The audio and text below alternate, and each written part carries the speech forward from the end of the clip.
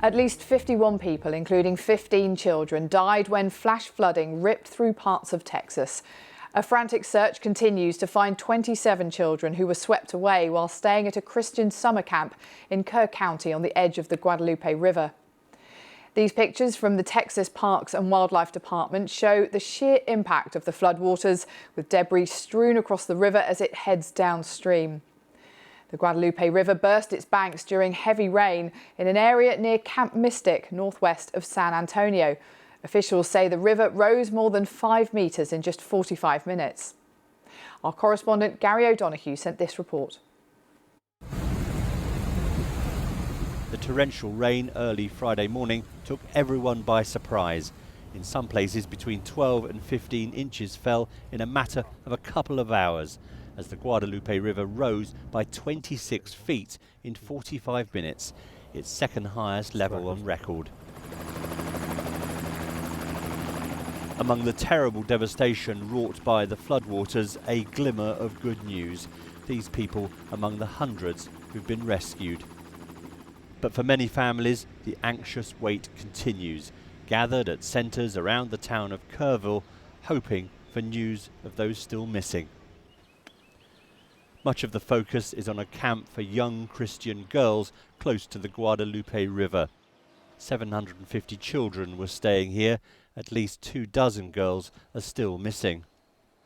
State and federal officials, including the Secretary for Homeland Security, have said nothing will be spared to find those still missing. The number one priority now is people, is making sure we're finding people as fast as possible and we're returning them to their families.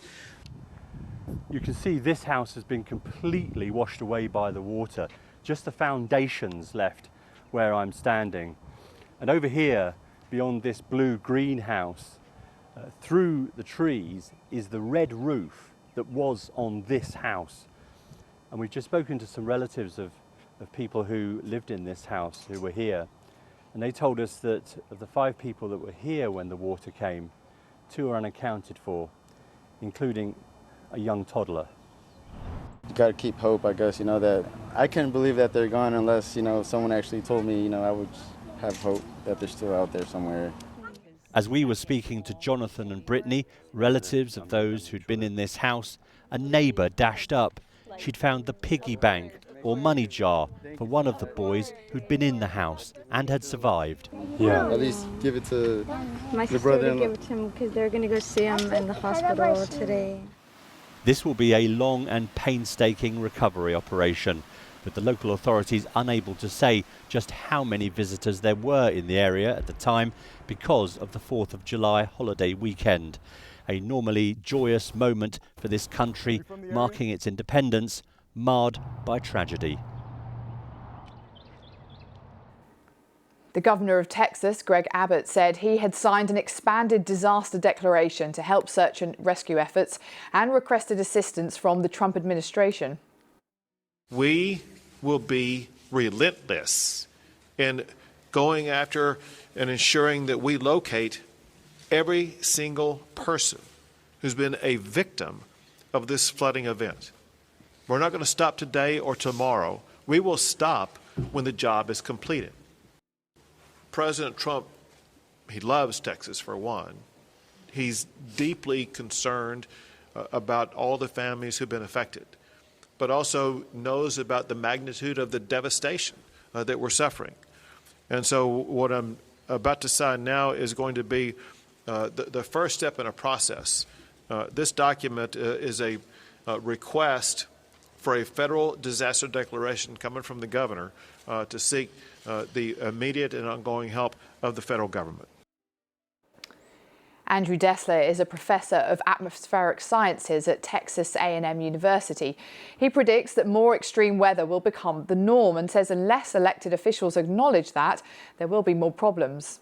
I think that we need to accept that we're going to be living in a world with more extreme weather, and we have to be planning for it. And that there's a problem when your elected officials won't admit that the climate is changing. And so I think we've got a real public policy problem given the many elected representatives in the U.S. And until you admit that things are changing and start coming up with a plan of how to deal with it, you're really just damned to continue to repeat this.